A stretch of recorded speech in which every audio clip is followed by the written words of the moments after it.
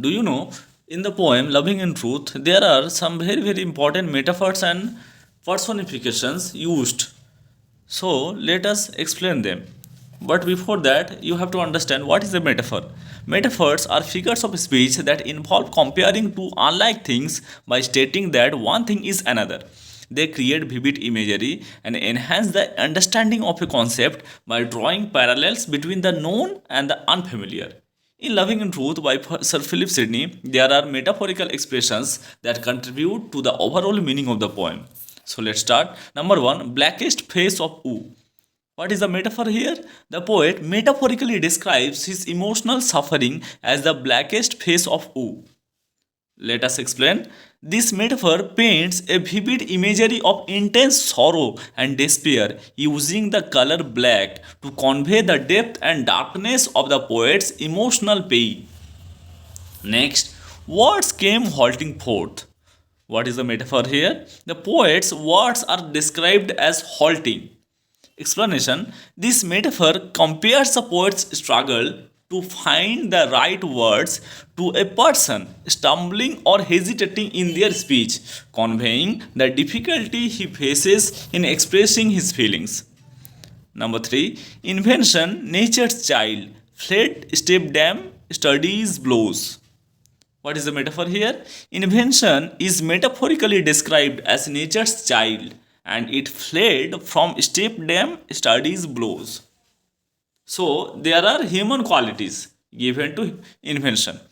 Let us explain. This metaphor presents creativity or invention as a natural gift or child of nature.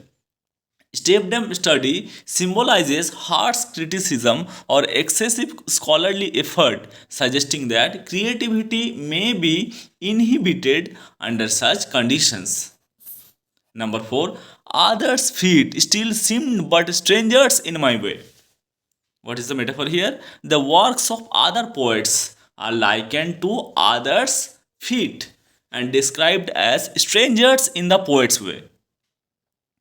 Let us explain. This metaphor suggests that the poetry of other writers does not provide the inspiration the poet seeks. The works of others feel unfamiliar and unhelpful in his creative journey.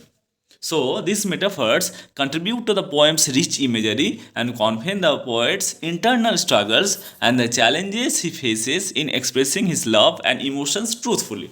Okay, now let us come to the second question. What are personifications? Personification is a figure of speech in which human qualities are attributed to non human entities, objects, or abstract concepts.